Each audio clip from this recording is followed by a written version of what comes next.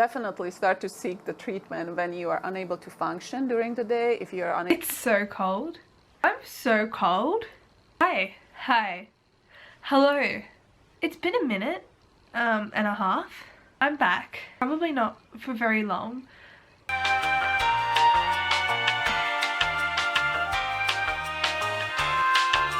actually just now found the time to make this video.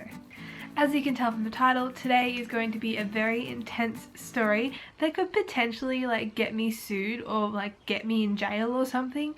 And yeah, so I'm risking my career for your entertainment. So if I were you, I would appreciate that and I would continue to watch this video. It is so cold. Okay, so today I'm going to tell you about how I lost a $20,000 Greyhound while doing my makeup. They ask you how you are, you just have to say that you're fine when you're not really fine, but you just can't get into it because they would. Today I have decided that I want blue cherries on my face, and this will be the first time that I'm doing makeup outside of my eyes. Yes. Okay, so basically let's just get started. As most of you know, I am a qualified vet nurse. Previously, my last job, I worked at a Greyhound and reproduction clinic. Now, we are a pretty well-known clinic and people from all over the state travel to this clinic to come and see this one particular vet, aka the boss. I'm a pretty good vet nurse, okay? I must say, out of a lot of the staff members that were there, I actually do my job. And because I am such a good vet nurse, I actually get to work on time. In fact, I get to work like 10 minutes early almost every single day. In saying that, on a Sunday, yes, we're open on Sundays, we open at 10 AM, so I would normally get there at 9 AM so that I could walk all the dogs and do all the blood work and any cleaning that I needed to do before any clients came in the building. Look at all those chickens! Because believe it or not, we are really busy on a Sunday. It's the day that we get all the emergencies.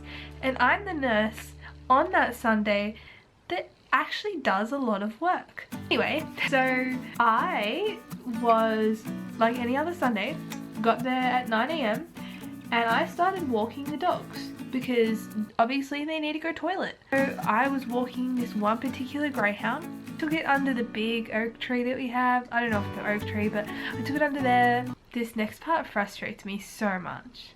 So, okay, you know how Greyhounds have heads shaped like cones? Yeah, well, this Greyhound decided to run backwards and get free of both leads wrapped around its neck.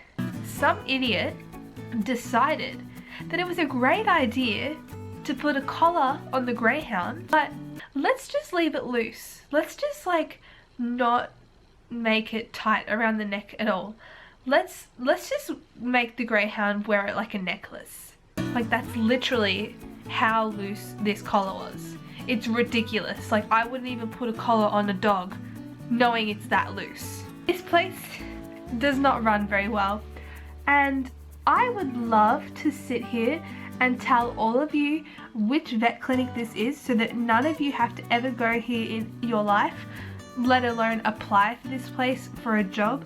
But there's actually some people there that I like, and I don't want to ruin their, you know, their work. The boss I couldn't care less about, but it's just more like the people that work there. There's some of them that are actually okay. I messed up this side of my face, so I have to do it again. Anyway, this dog decided to get free of both leads that were attached to its neck. One was attached to the collar and one was looped around its neck. Now, the collar, there was no use because whoever decided to put the collar on the Greyhound didn't decide it was a good idea to put it on tightly. Or like at least so it's touching the whole neck. Like it was literally hanging. I've never experienced someone put a collar on a dog that wasn't tight enough, you know? Like I've been vet nursing for what? Four years now, and I've never experienced that. So I didn't think to look and check that the collar was actually tight around its neck. Let alone I had you know, another lead attached to its neck. So this whole situation is very unlikely. But this dog is also a spastic, which I was not informed of. Like, this place is not very informative at all. I literally had to learn everything myself. Throw you in the deep end, and it is unacceptable, to be honest. This dog got free and decided to run onto the main road. So, have you ever experienced that moment where something happens and then the whole world just slows down in front of your eyes and everything just stops?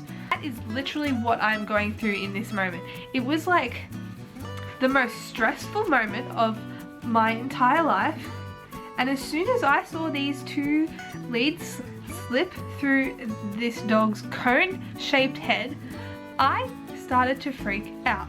So there was no time to waste. As soon as the dog started running, I started running, and it was pretty eventful.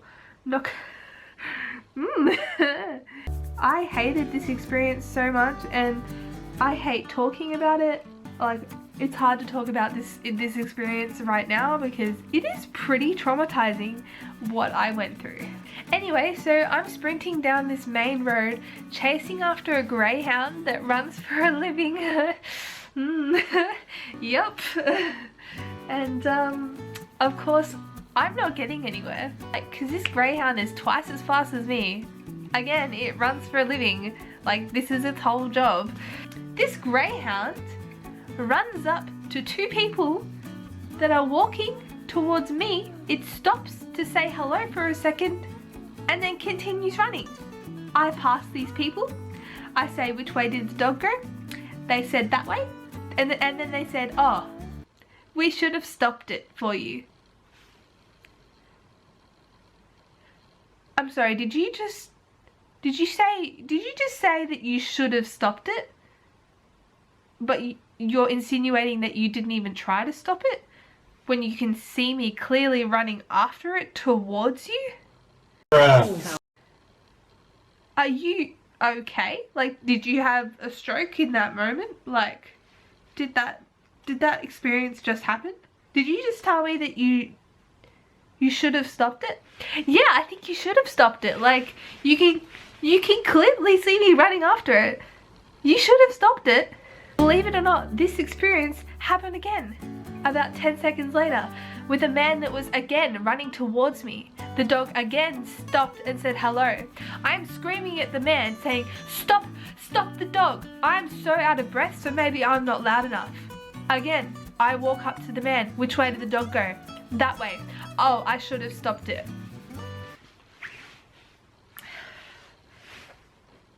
Yes. Yes, you should have. Oh my god. At this point, the dog was out of sight, continuing to run down the main road.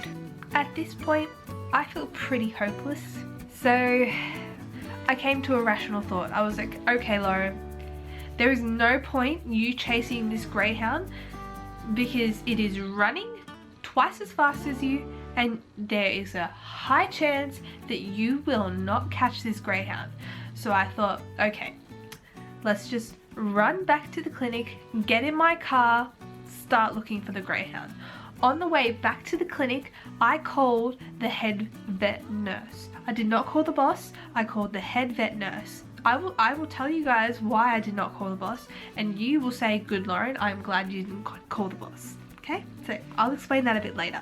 But I called the head vet nurse, and at this point, I'm freaking out. I'm crying, I'm hyperventilating, I'm panicking, I'm shaking, I am in absolute shock because I just lost a greyhound that runs for a living and makes money for people, and that is potentially worth between $10,000 to $20,000.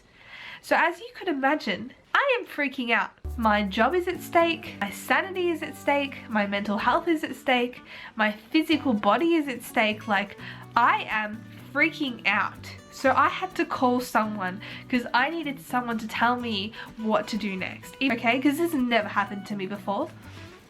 Anyway, so I'm on the phone, I tell her everything that's happened and she says, okay, calm down, get your head together, get in the car, lock the clinic, start driving, look for the Greyhound. This is very important. If you don't find that Greyhound, we're fucked because it's worth a lot of money and the clinic can be sued for a lot of money if we don't find it. So, it's so cold. It's either it's really cold or I'm reliving this experience because I am shaking. I'm shaking. Quaking, shooketh. Bro, what are you talking about, man? So yeah, I drive in my car, I get in my car and I start driving, and as you can imagine, I'm looking for a dog. It's relatively big, but I'm looking for a dog in a very high, intense suburb area with a lot of streets, a lot of cars, a lot of people, a lot of shops. So the chances of me actually finding this dog is very unlikely. So after about 15 to 20 minutes of driving, I drive back to the clinic because I'm just thinking, I'm not going to find this dog and I probably need to start opening the clinic. By this time it's about 9:30, okay? So I drive back to the clinic, I call the head vet nurse again. I'm like, look, I'm not having any luck. I don't know if I'm going to find this dog. While I'm on the phone call, I arrive to the clinic and I see a car in there. And it's a client, and I left the gate open because I was in a rush. And all I can think is, I don't have time for this client. Like, seriously, I'm looking for a dog right now. It's 9:30, we don't open for another half an hour, and there is a client sitting here. This is the last thing I need. Okay, so I call, I'm on the phone to Lee, I'm not gonna find the dog. I'm not gonna find the dog. She's like, Lauren, look. You need to keep driving, you need to find that dog. You don't have a choice. So I was like, okay. So then I hang up and then I continue to drive around hysterically crying in my car and freaking out. And I am not having any luck at all. I am not finding this dog. Then after another 20 minutes of driving, 20 minutes to half an hour, let's say, I get a phone call from the head vet nurse and she says, it's at the clinic. The dog's at the clinic. Hurry back now because the lady needs to leave. In this moment, I'm pretty happy. I'm like relieved. The dog's okay. Someone has it. It's at the clinic. It's gonna be okay. It's gonna be okay. So I'm speeding down to the clinic. I'm like 5 minutes from the clinic, down some street that I don't know, and I get to the clinic and I'm in tears. I get out the car. I'm crying and this lady is like, are you Lauren? And I'm like, yes, I'm Lauren. Have you got the Greyhound? Like, I'm freaking out, yeah. And she's like, yeah, it's in my car, it's in my car. And like, I'm trying to keep myself composed and I'm like, but I just couldn't help it. And I was like, can I hug you? This lady was so sweet. She had like 2 or 3 kids in the car with her, all girls, and they were so sweet. And I hugged her because I was so upset like on this whole experience. And then she's like, yeah, I've been here for about 20 minutes but no one was here, no one was answering the door or the phone, so I called the number on the window. In that moment I was like, what? And then she's like, I'm sorry, I didn't mean to get you in trouble or anything. I'm like, no, it's not your fault, it's not your fault. But in this moment I realized the boss now knew. I grabbed the dog, thanked the lady, put the dog back in the cage, sit on the floor and have a really good cry. May I remind you, there's still no one at the clinic, it's just me. This is about 9:30, 9:40. This is the time. After about like 5-10 minutes of like trying to get the clinic ready for all these clients that are about to walk into the door, I get another call from the head vet nurse and she's calling me because she wants to know what happened. So anyway, I told her what happened and she told me that about 5-10 minutes after me calling her the second time, that she messaged the boss and just texted him and just let him know what was happening, okay? She just said, look, Lauren's lost a Greyhound. I've called the other 2 nurses. They're on their way now to try and help her find the dog, blah, blah, blah. He then calls her back and tells her, I already know that she lost the dog. I've known for about 20 minutes now. So he is telling the head nurse that knows that I've lost the dog that he's known about this situation for the last 20 minutes. And he knew for that 20 minutes that the dog was already at the clinic because the lady that went to the clinic called him and told him that she was there with the dog. So the thing that baffles me about this story to this day is that he knew for a good 20 to 30 minutes that the dog was already at the clinic and that I was driving around the neighborhood hysterically crying, panicking and losing my mind because I can't find the dog when the dog was safe at the clinic already, and you didn't bother to tell me. You didn't bother to call me or tell me that the dog was safe at the clinic and then I'm wasting my petrol driving around. You didn't bother to call the head nurse and let her know that the dog was at the clinic. You were waiting for one of us to tell you what happened. I'm sorry, what?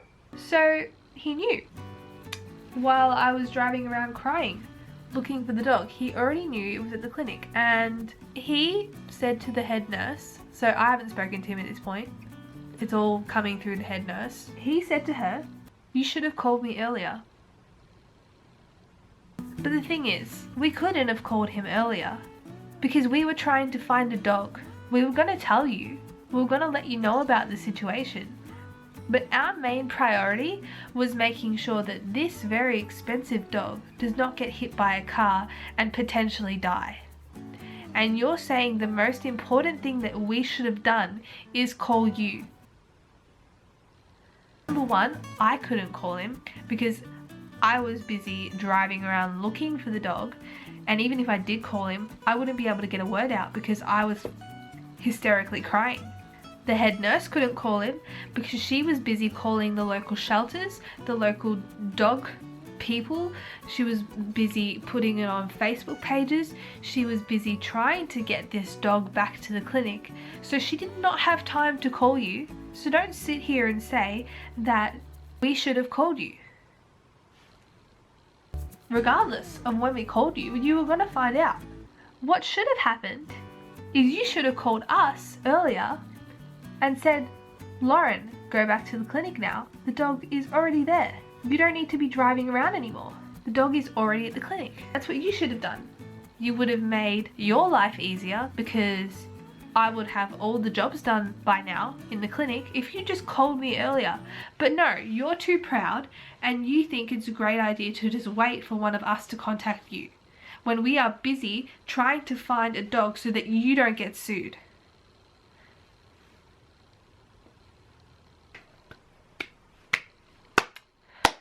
Good job. You know, A+. Great employer, great boss, really nice, really friendly, really smart. Doesn't make me feel like shit at all. No. Amazing man. Really amazing man.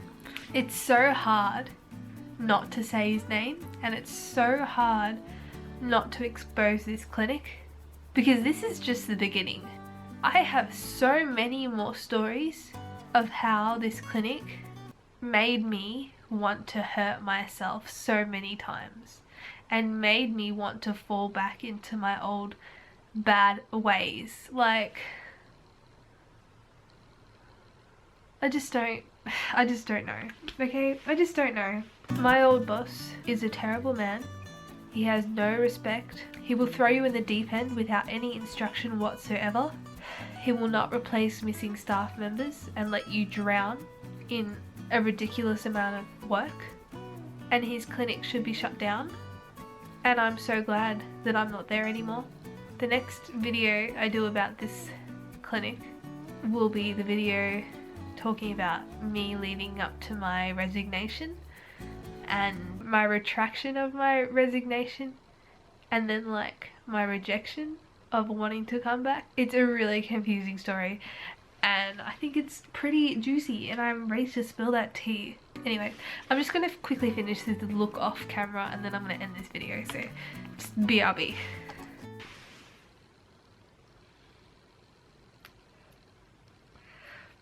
but hang on. I think I kind of snapped. Wait, closer? What's up? I think I did okay. Okay, I low-key love this look. Kind of snapped, just saying. If you have made it this far into the video, thank you so much for watching. Stay tuned for hopefully more of these videos if I don't get too busy. I appreciate you all. Hope you're having a lovely day wherever you are in the world. I hope that you're not going insane. I low-key love staying inside. I've been home for the last 4 weeks now. It's so good. Yeah. Feel free to leave a comment below. Feel free to like this video. Feel free to share it. Feel free to subscribe. You got this. You got this. I believe in you. You are amazing. You are beautiful. We are all beautiful. I love you. Okay, anyway. Thank you for watching this video. I hope you're all smiling until your cheeks hurt. And yeah, I will see you in the next video. Bye!